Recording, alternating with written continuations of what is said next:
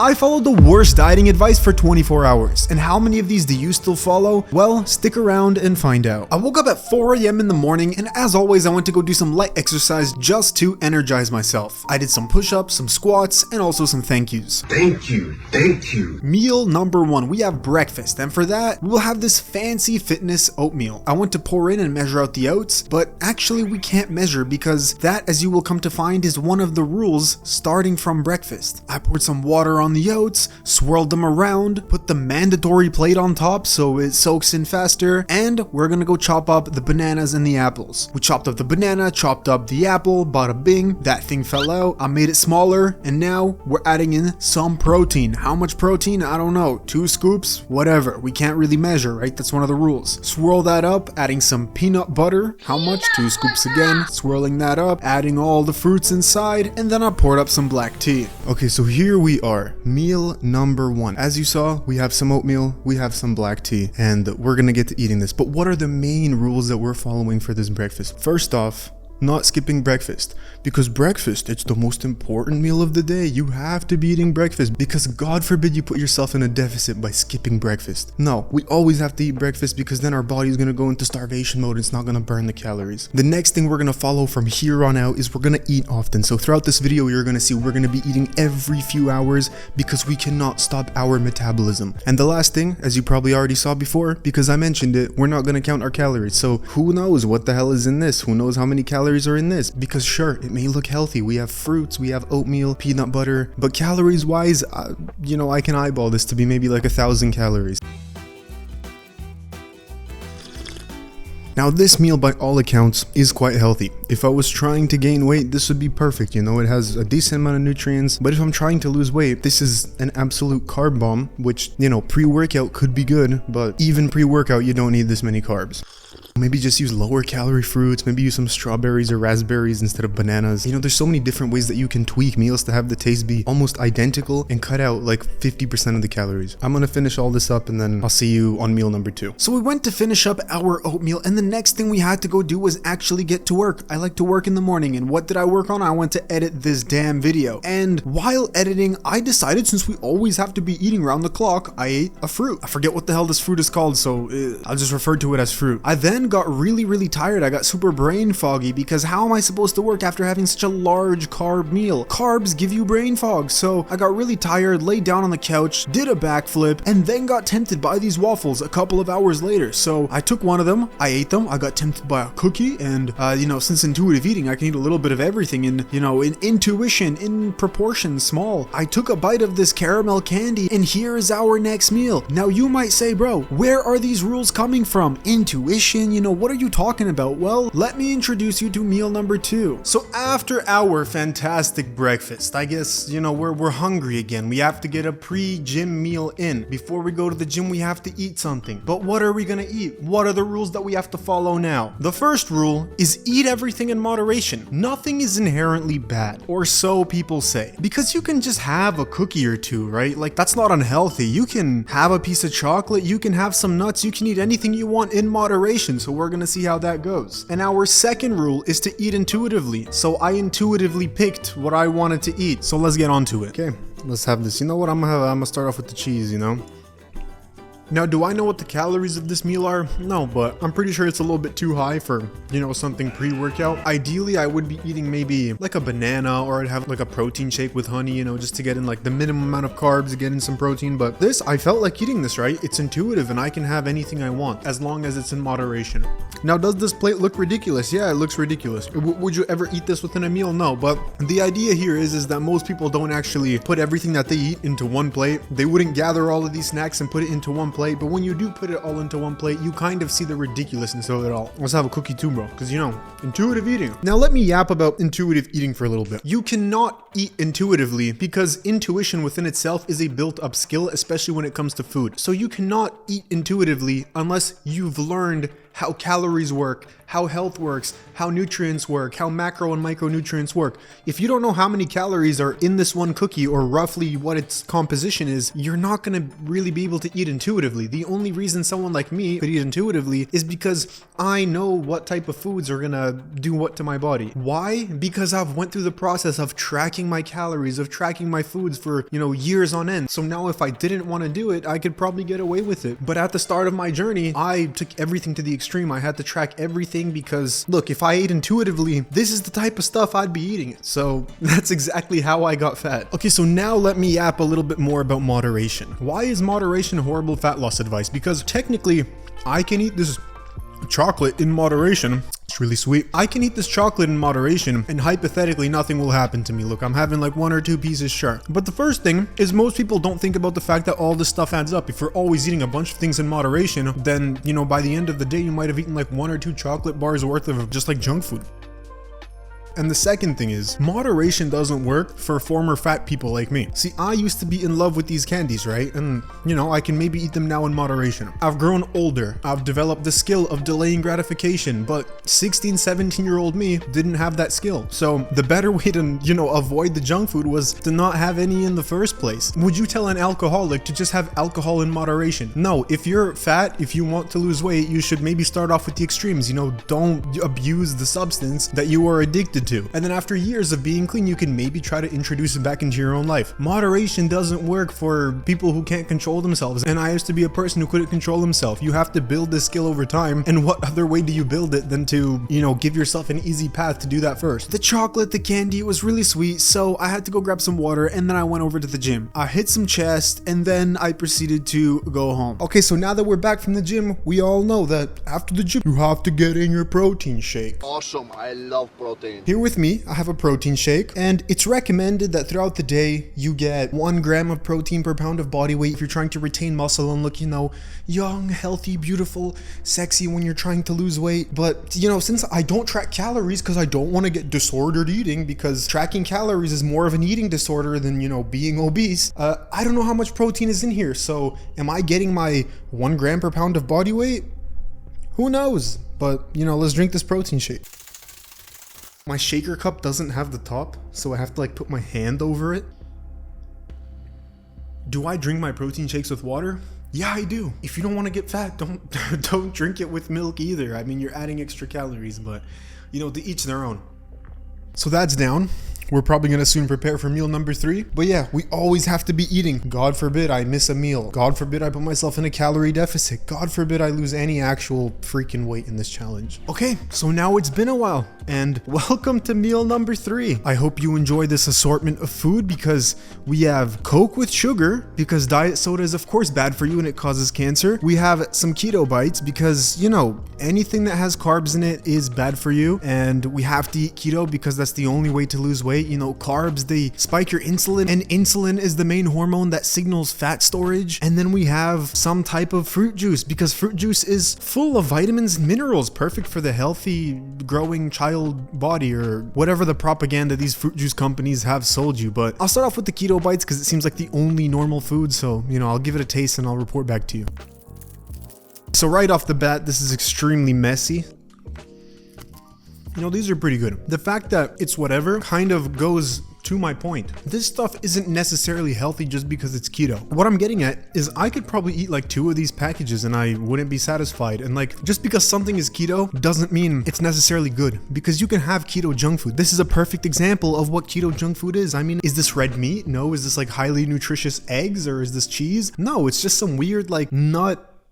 Not? Okay, so the next thing on my list is this fruit juice. I don't know when the last time I ate goddamn fruit juice was. Fruits are bad for you. Fruits have fructose, and fructose spikes your insulin more than just normal food or whatever. I mean, the stuff is good. It says on the bottle here, high in B6. But you know what has more B6? Beef, eggs, meat products. You're not gonna have the same amount of B6 in a little freaking juice can than you are in, some solid real food. So, and lastly, we have Coke. Artificial sweeteners cause cause cancer, so I can't be eating artificial sweeteners. This is like a ridiculous product. This is one I refuse to drink. I'll have a sip of it, but look, people say Diet Coke tastes so much different than the original Coke, or Coke Zero. It tastes so much different than the original Coke, and I can't drink Coca-Cola because they taste so different. Personally, to me, they taste exactly the same, and your tongue gets used to it. Your tongue gets used to the taste, and you would start enjoying Coke Zero. It has 0 calories, 0 sugar. Yeah, maybe if you drink 6,000 of those every day for the rest of your life, you might develop cancer. But you know what also causes cancer to a significantly higher degree? Being 20 pounds overweight,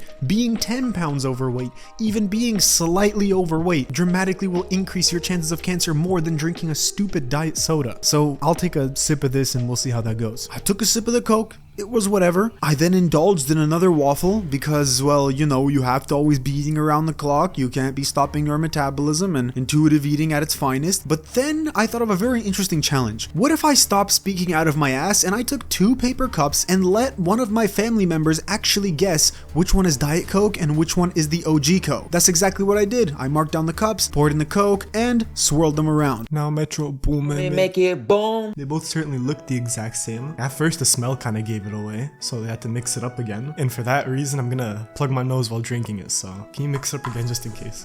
What is this mixing? Which hand is it? Ahlelele, ahlelas.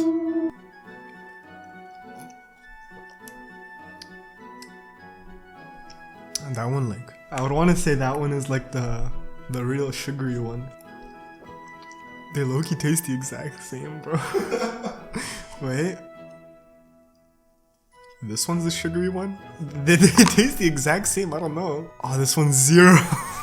That was a very intriguing experiment, so I wasn't speaking out of my ass. But next thing we are preparing is the fat burn tea. We're gonna burn off all the calories with this one, boys. So I put that in and took a whiff of it. It does not smell that good. Poured it up with water and let's have a snack. Okay, so now it's about 2 o'clock, and once again, you know, we had our meal a couple of hours ago, but we have to keep our metabolism running. We can't allow it to slow down. God forbid we don't eat enough food, we might go into starvation mode, and that might cause us to, I don't know, lose weight.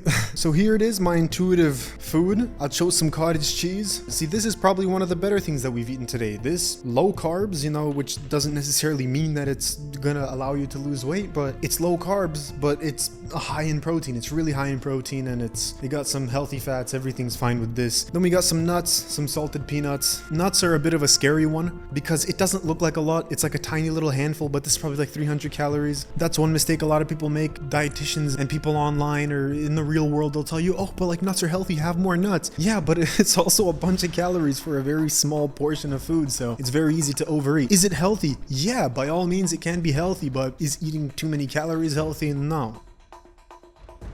Okay, so the cottage cheese, it's finished. That was nice. Why are we eating so much though? Because I mentioned something called starvation mode, but to what extent is that actually true? Because people will propagate, you know, spread out this idea that God forbid you eat less calories than your body burns, and like you put yourself in a bigger deficit, your body's gonna go into this weird thing called starvation mode, and you're not gonna be able to burn fat, and you're just gonna stay stagnant or something because your body's trying to preserve it because you're starving. The reason why this exists as a myth is because there is some truth to it, of course. Look, if I need to eat 3,000 calories and I go into a 2,500 calorie deficit. Let's say I drop 10 pounds. Now I weigh 160 pounds or 150 pounds. I am gonna stagnate on the weight loss because now my metabolism dropped. But why did my metabolism drop? Because I became a smaller person.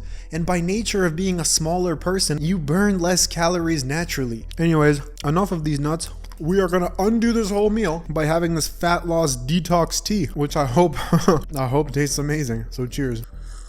It's like black pepper and garlic and ginger. You know, it actually doesn't taste too bad. Now, is black pepper like really a major fat burning ingredient? No, not really. Is ginger phenomenal for burning fat? No. Does it maybe help your immune system? Yeah, a little bit. You know what ginger does help you with? Nausea when you're taking 2CB, bro. Or you know, before you roll, if your stomach is getting upset and you notice that you can't enjoy your roll, drink a ginger tea, take a couple of ginger capsules. It's a little bit of a spicy tea.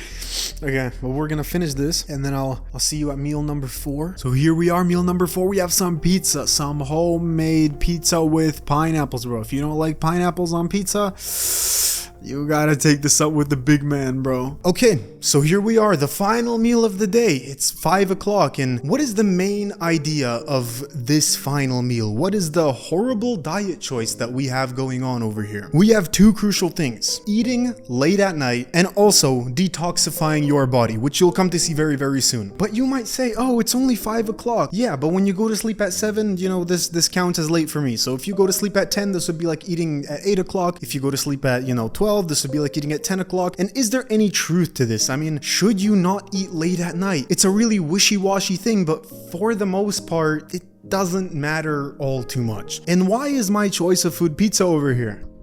Well, because intuitive eating. My body was craving this. Now, once again, is eating past 6 p.m. bad for you or whatever? Is eating close to bedtime really that horrible for you? Not really. And is it something that you should follow? Not necessarily. Can you eat after 6 p.m. and it won't make you fat? Yeah, for some people it doesn't make them fat. But on the other end of the spectrum here, even though it's a false, dietary idea, if I have like an apple before I go to bed, I'm not gonna gain weight out of nowhere. The one positive thing with not eating too late into the nighttime is you're not gonna overeat junk food, because your discipline is almost like a bar that goes down as the day goes on, and later into the night you have less discipline than you do in the morning. So if you fast from afternoon till nighttime and then only eat from morning to the afternoon, then it's much easier not to binge on junk food, because when do binges mostly happen? At night. When do most bad habits happen? At night. Why? Because your discipline is the lowest, your brain function is the lowest. The best idea there would just be to brush your teeth and then go to sleep. But on the other hand, what I'm trying to prove with this too is it's not necessarily always right. You can still eat if you want, as long as the calories are right. And yeah, will it probably mess up your sleep a little bit? Maybe,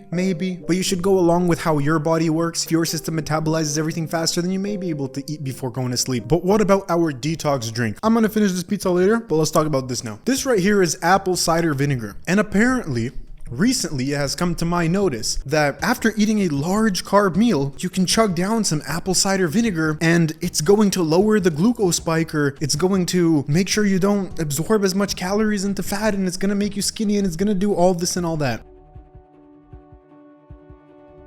Once again, as with every dieting myth, there are some nuances that, do make sense. Yes, if you drink apple cider vinegar after a large carb meal, it doesn't spike your blood glucose as much. But is it really such a large noticeable difference? And is it gonna cause the calories to disappear from your body and then not go towards weight gain? No, you're still gonna gain the calories.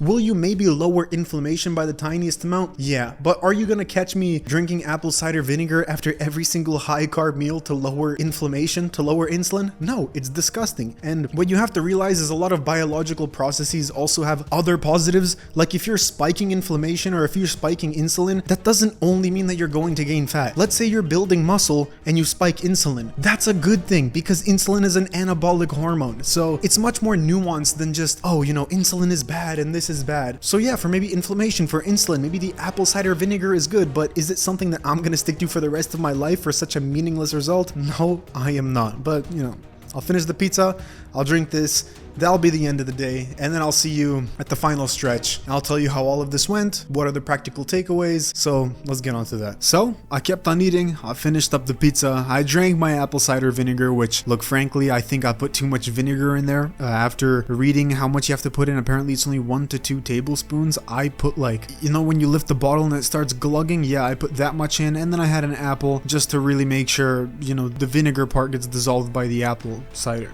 Something like that. So it's the next day, and I have to come clean to you. I have lied. Out of all of these rules, there was one rule that I did not follow. Now, which one of these was it? Well, it was tracking calories. I tracked the calories of every single meal that I ate. Now, did I still eat intuitively? Did I still follow the exact same plan? Yeah, but I did this for the sole purpose of being able to show you how many calories we actually ate throughout yesterday and how much food I would eat if I, never cared about how much I ate. So I'll put up everything on screen, the calories, the protein, and yeah, it's around 5,000, which is absurd. And if you ate like this every day, you would start stacking on pounds and pounds of fat. Now, yeah, would my body acclimate and then start self-regulating? Yeah, it probably would. But if I just went off on a one-day random eating streak where I didn't track anything, this is probably how it would end up. So I hope you took something away from this video. Drop a like and consider subscribing so that I can get out of crippling debt.